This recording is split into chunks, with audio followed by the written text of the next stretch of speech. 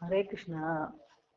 விருந்தாவனத்துல யசோதை கிருஷ்ணர் நல்லா சாப்பிடணும் அப்படிங்கிறதுக்காக தினம் புது புது ஐட்டம் பண்ணுவாளாம். அதாவது இன்னைக்கு பண்ணினது திருப்பி ரிப்பீட்டே ஆகாது. இது கல்ப காலங்களா நடந்துட்டு இருக்கு அப்படின்னா எவ்வளவு மீனஸ் பாருங்க, புதுசு புதுசா.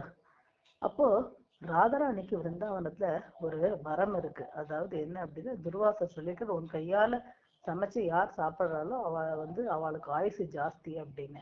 அதனால யசோதா என்ன பண்ணுவான்னா, அங்க பர்சார்னாக்கு ஆள் அனுப்பி ராதாராணி அது என்ன அழிச்சுன்னு வர சொல்லி என்னோட கானாக்கு என்னோட கிருஷ்ணாக்கு நீ சமைச்சு கொடு அப்படின்னு சொல்லுவா.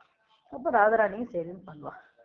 அப்ப இப்படி இருக்கும்போது ஒரு நாள் யசோதாவோட ஒரு ஃப்ரெண்டு சொல்றா, யசோதா யசோதா நீ இந்த மாதிரி ராதாராணி தினம் அழிச்சுன்னு வர, ராதாராணி சமைக்கிறா, அப்புறம் கிருஷ்ணா நல்லா சாப்பிட்றா, நீ சந்தோஷப்படுற, ஆனா இது எத்தனை நாள் நீடிக்கும் தெரியாது அப்படின்னோடனே யசோதா கேட்கறேன், ஏன் அப்படி சொல்ற அப்படின்னோடனே அப்போ சொல்ற, இந்த மாதிரி நாளைக்கு ராதாராணி கல்யாணம் ஆகி போயிட்டேன்னா நீ என்ன பண்ணுவ? அப்போ அவ ஹஸ்பண்ட் வீட்ல இருந்து இந்த மாதிரிலாம் அனுப்புவாளா தினம், இந்த மாதிரி இன்னொருத்தராத்துக்கு போய் சம அப்படின்னோடனே இது ஒரு நல்ல விஷயம்தான், இது நம்ம யோசிக்காம போயிட்டோமே அப்படின்னு ராதாராணி யசோதா திங்க் பண்ணிட்டு யசோதா சொல்ற, ஐயோ அந்த மாதிரி ஆயிடுச்சுன்னா ரொம்ப கஷ்டமாச்சு அப்படின்னோடனே பேசாம ராதாராணிய நம்பாத்துக்கே நம்மளே நம்ம மாட்டு பண்ண ஆக்கிட்டா என்ன அப்படின்னு ஒரே ஒரு தாட் வந்தது. அப்ப என்ன நினைச்சாலா, யசோதைக்கு ஒரே டென்ஷன். எங்கேயாவது இன்னைக்கே ராதாராணி வீட்டுக்கு போய் இன்னைக்கே அவளுக்கு கல்யாணம் பேசி முடிச்சு நாளைக்கே கல்யாணம் ஆகிற மாதிரி ஒரு பயம் வந்துருத்தோம். அதனால இதை நீட்டி போடக்கூடாது, ரிஷபானுட்ட கேட்கணும், நந்த பாபாட்ட பேசணும், எத்தனையோ விஷயங்கள் இருக்கு ஒரு கல்யாணம். ஆனா அதெல்லாம் கேட்கறதுக்குலாம் டைம் பொறுமை இல்லை யசோதா கிட்ட. யசோதா என்ன பண்ற அப்படின்னா, உடனே அங்க பக்கத்துல இருக்கிற அம்மியில இத்தனை பசு மஞ்சள் எடுத்துன்னு போய் அதை உட்காந்து அரைக்கிறா. அரைச்சு அந்த மஞ்சளை ஒரு கிண்ணத்துல எடுத்துன்னு ராதாராணி சமையலை முடிச்சுட்டு புறப்படுறேன் அப்படிங்கும்போது ராதாராணி கிட்ட ஒரு கையை காட்டுமா அப்படின்னு சொல்றா. சொன்னோட 2 கையிலும் நிறைய மஞ்சளை பூசி விடுறா. ராதாராணி ஏதோ பெரியவா கொடுத்துருக்காளே அப்படின்னு ரொம்ப சரின்னு எடுக்குது. கையில மருதாணி மாதிரி மஞ்சள் பத்து போட்டுட்டு ராதாராணி போறா. அப்போ அந்த யசோதையோட ஃப்ரெண்டு சொல்றா, ஓ எனக்கு புரிஞ்சு போச்சு நீ ஏன் பண்ணின அப்படின்னு. ஏன்னாக்க இந்த கைய நீ மருதாணி போட்டிருக்கிறத அங்க ரிஷபானும் கீர்த்திதாவும் ராதாராணியோட அப்பா அம்மா பார்த்தா அவளுக்கு தெரிஞ்சு போயிடும் நீ ப்ரப்போஸ் பண்ற அப்படின்னு, உனக்கு ஆசை இருக்கு அப்படின்னு. ஏன்னா அங்க பிருந்தாவனத்துல அது ஒரு ஐதீகம். அதாவது கல்யாணம் ஆகிற பொண்ணுக்கு இந்த சம்பந்தி வீட்டுல இருந்து அந்த மாமியார் வீட்டுல இருந்து அவ நிச்சயம் ஆன கையில மருதாணி மாதிரி இந்த ஹல்தி இந்த மஞ்சள் பூசி விடுவாவா. அதனால சரி இதுவும் நல்ல இங்கிதம் தான் அப்படின்னு அந்த ஃப்ரெண்டு சொல்லும். ராதாராணி கையில அந்த ஹல்தியோட அந்த மஞ்சளோட போயின்னு இருக்கா. போகும்போது அந்த மற்ற ஃப்ரெண்ட்ஸ் எல்லாம் ஜாயின் ஆயிடுறா.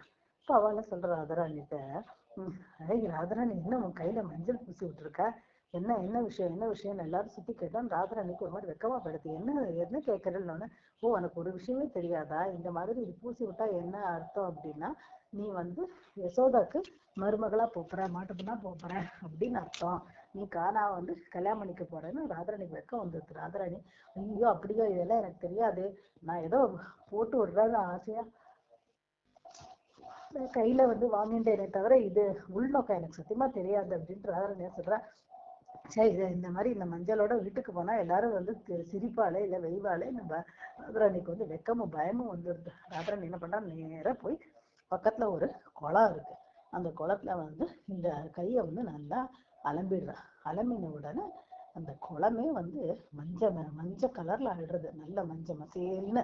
அந்த ராதாராணியுடைய அந்த வெக்கம், ராதாராணி அந்த கிருஷ்ணரோட இருக்கலாம் அப்படிங்கிற அந்த சந்தோஷம் எல்லாம், எல்லா எமோஷனும் அந்த கையில அந்த மஞ்சள் ரூபமா அந்த தண்ணியில கலந்து விட்டுறோம்.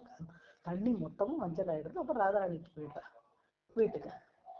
இப்படி இருக்கும்போது அந்த பக்கம் கிருஷ்ணரோட ஃப்ரெண்ட்ஸ் எல்லாம் விளையாடிட்டு இருக்கா. அப்ப அந்த கிருஷ்ணரோட ஃப்ரெண்ட்ஸ் சொல்றா, கிருஷ்ணா கிருஷ்ணா விருந்தாவன்ல புதுசா ஒரு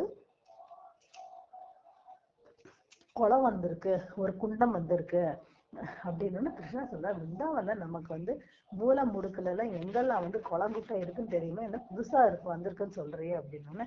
இல்ல இல்ல, இது வந்து சாதாரண இல்ல, இது மஞ்சள் கலர்ல இருக்கு, சுத்தமா மஞ்சள் கலர், அப்படியே தக தக தக தகன்னு வெயில் அடிக்க அது கோல்டனா மின்னுறது, இது பார்க்கறதுக்கு ரொம்ப நல்லா இருக்கு அப்படின்னோடனே இன்னொரு பையன் சொல்றான், இல்ல இல்ல ஏதாவது மாயாவியா கூட இருக்கலாம், எங்கேயாவது தண்ணி வந்து கோல்டன் கலர்ல இருக்குமோ மஞ்சள் கலர்ல இருக்குமோ அப்படின்னோடனே, இல்ல சரி வா நம்ம போய் பார்க்கலாம்னு அங்க போன உடனே கிருஷ்ணருக்கு வந்து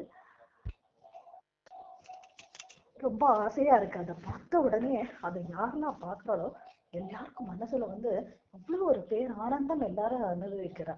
இவ்வளவு நல்லா இருக்கு, இவ்வளவு நல்லா இருக்கு அப்படின்னு. கிருஷ்ணர் வந்து சொல்றார், சரி நீங்கெல்லாம் இருங்கோ, நான் வந்து இதுல ஒரு நுங்கு போட்டுட்டு வரேன், முதல்ல நான் தண்ணியில இறங்குறேன், அப்புறம் எனக்கு ஒண்ணும் ஆலைன்னா அப்புறம் நீங்கெல்லாம் இதுல இறங்கலாம் அப்படின்னு கிருஷ்ணர் வந்து முள்ளமா அந்த தண்ணியில இறங்குறார். அப்படின்னு கிருஷ்ணர் இறங்குறார். அதுக்குள்ள இந்த நியூஸ் வந்து ராதாராணிக்கு போயிடுறது, இந்த மாதிரி கிருஷ்ணர் வந்து இந்த இந்த மஞ்சள் கலந்த குளத்துல வந்து குளிக்க வந்திருக்காரு அப்படின்னு. உடனே ராதாராணி வந்து அங்க பாக்கிறதுக்காக வரா. வரும்போது பாக்குறா, கிருஷ்ணர் வந்து தண்ணியில இறங்கிட்டு இருக்கார். அப்பதான் முள்ளமா இறங்குறார். காலளவு இடுப்பளவு அப்படியே அவரோட நீலமயமான ஒரு உருவம் இருக்கு, அது மொல்லமா தண்ணிக்குள்ள போயிட்டே இருக்கு. அப்படியே போய் போய் போய் தலைக்கு மேல அந்த மயில் பீலி மட்டும்தான் வெளியில தெரியறது. அப்படியே வந்து அவர் அங்க முக்கு போடுற எல்லா பசங்களும் வெயிட் பண்ணிட்டு இருக்கா, ஆஹாஹா கிருஷ்ணா நல்லபடியா வரணுமே அப்படின்னு. ஏன் ராட்சசன் கிருஷ்ணா தண்ணி கடையில இருக்க போறானோன்னு. இப்போ ஒருத்தர் இல்ல, மொல்லமா பகவான் வந்து வெளியில வர.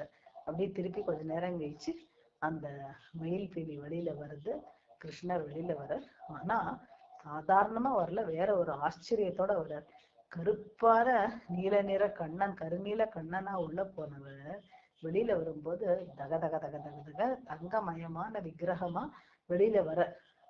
வெளியில வந்து வேற பாக்குற, கிருஷ்ணாவோட ஃபீச்சர்ஸ் எல்லாம் இருக்கு, ஆனா இது கலர்லாம் வேற மாதிரி இருக்கு, இது நம்ம கிருஷ்ணன் தானா அப்படின்னு நம்ம எல்லாருக்கும் ஒரு ஆச்சரியம் வருது. கிருஷ்ணரே கண்ணை மூடிண்டு அப்படி ரசிச்சுட்டு வெளியில வர்றாரு. ஏன்னா இது வரைக்கும் அவர் அனுபவிக்காத ஒரு ஒரு உணர்வு, அந்த பரமானந்தத்தை வந்து அவர் அனுபவிச்சுட்டு இருக்காரு அங்க தண்ணிக்குள்ள. அந்த ராதா பாவம்னா என்ன அப்படின்னு நேற்றுக்கு பார்த்தோம் இல்லையா, கிருஷ்ணர் வந்து தன்னுடைய சுத்த பக்தர்களுடைய பிரேமையை வந்து அனுபவிக்கணும்னு ஆசைப்பட்டார். இங்க அவர் அனுபவிக்கிற ராதாராணியுடைய பிரேமை என்னன்னு அவருக்கு அந்த ஒரு ஒரு செகண்ட் அந்த தண்ணிக்குள்ள அந்த அனுபவம் அவருக்கு கிடைக்கிறது. அதனால வேலை வரும்போது அப்படியே அந்த ராதையுடைய பாவத்துல அந்த ராதாராணி தங்க கலர், அந்த கலரோட அப்படியே வெளியில வந்துடுறார் கிருஷ்ணர். ஷியாம வர்ணமான கிருஷ்ணர் ஹேமாங்க வர்ணமா அப்படி வெளியில வர கோல்டனா. அந்த உடனே ராதாராணி அதை பாக்குறா, மத்தவாள் டக்குன்னு பாக்குறா. அதுக்குள்ள கிருஷ்ணர் வந்து டக்குன்னு எக்ஸ்டர்னல் கான்சியஸ்னஸ்க்கு வந்துடுறாரு. வந்துட்டு பாக்குறா, எல்லாரும் பாக்குறாள் இதுன்னு. திருப்பி ஒரு புக்கு போடுற, திருப்பி எழுந்துக்கிற, திருப்பி ப்ளூவா வந்துடுற. அப்ப எல்லாரும் சொல்றா, என்ன கிருஷ்ணா நீ வேற மாதிரி கலர்ல வந்து.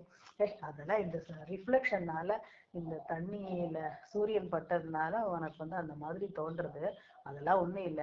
இது யாரோ வந்து மஞ்சள் கிஞ்சள் இந்த பொம்னாடிகளை குளிச்சுட்டு இங்க பூசி பாக்கியெல்லாம் இங்க கிளம்பியிருப்பா போல இருக்கு, அதான் இது மஞ்சளா இருக்கு, இதுல வேற ராட்சசன்லாம் இல்லை, எல்லாரும் வாங்க என்ஜாய் பண்ணுங்க அப்படின்னு அப்படி சொல்லி அதை தட்டி நழுவிடுற. அவள்லாம் பாவ கிருஷ்ணா என்ன சொன்னாலும் அவளுக்கு வேத வாக்கு, சரி நம்பிடுறா. ஆனா ராதாராணி மட்டும் இதை பார்த்துட்டு இருக்கா. அப்புறம் ஒரு நாளைக்கு ராதாராணி வந்து கிருஷ்ணர் சொல்றா, கிருஷ்ணா நான் ஒரு செகண்ட் நான் பார்த்தேன் உன்னோட அந்த கோல்டன் ஃபார்மை, ஆனா நீ இது வந்து சாதாரண ஒரு தோற்றமா எனக்கு தெரியல, நீ மத்த கோப பசங்களெல்லாம் ஏமாத்தின மாதிரி என்னை ஏமாத்த முடியாது, நீ வந்து எனக்கு இதோட சூஷ்மத்தை நீங்க சொல்லணும் அப்படின்னு ராதாராணி கேட்டாங்க. அப்ப கிருஷ்ணர் சொல்றாரா, நீ என்னுடைய நிரந்தரமான சக்தி, நீ என்னோட பர்மனண்டா என்னுடைய சக்தி நீ, அதனால உங்ககிட்ட சொல்லாம யார்கிட்ட சொல்ல போறேன். ஏன்னா எனக்கு வந்து உன்னுடைய அந்த பிரேமை என்ன அப்படிங்கறத நீ வந்து என்கிட்ட எதை பார்த்து நீ இப்படி எல்லாத்தையும் விட்டுட்டு நானே கதின்னு இருக்கிற அளவுக்கு என்கிட்ட அப்படி என்ன இருக்கு, அதை வந்து நீ அனுபவிக்கிற அப்படிங்கறத நான் வந்து ஸ்லைட்டா கொஞ்ச நேரம் நான் புரிஞ்சுட்டேன் அந்த தண்ணியில இருக்கும்போது உன்னுடைய பாவம் என்ன அப்படின்னு. அந்த எனக்கும் அதை உணர்ந்த நிமிஷத்துல எனக்கும் அந்த பரமானந்தம் வந்துருத்தோ. அதனால அந்த பரமானந்தத்துல என்னுடைய கலரே என்னுடைய உருவமே வந்து மாறி நான் கௌரங்கனா நான் கோல்டன் ஃபார்மா நான் ஆயிட்டேன் ஆனா இது வந்து நீ சொல்ற மாதிரி ஏதோ இந்த நிமிஷத்துக்காக வந்த ஒரு தோற்றம்னு இல்லை. இந்த கலியுகம் வரும்போது நான் இந்த ரூபத்துலதான் நான் என்னுடைய அவதாரம் இருக்க போறது. உன்னுடைய பாவத்துல, உன்னுடைய அங்க காந்தி, உன்னோட கலர்ல நான் வருவேன் அப்படின்னு. ஆனா இதை வந்து ரகசியமா இப்ப வச்சுக்கோ அப்படின்னு ராதாராணி கிட்ட பகவான் சொல்ல, அப்படியே அவர் வந்து கௌரங்க மகாபிரபு கலியுகத்துல அவதாரம் பண்ற. இது இன்னொரு ஒரு மகாபிரபு அவருடைய அவதாரத்துடைய மகிமையை வந்து முன்னாடியே ராதாராணிக்கு சொன்னது. அங்க ருக்மணிக்கு சொன்னார், இங்க ராதாராணிக்கு சொன்னார். ஹரே கிருஷ்ணா ஹரே கிருஷ்ணா கிருஷ்ண கிருஷ்ண ஹரே ஹரே, ஹரே ராம ராம ராம ஹரே.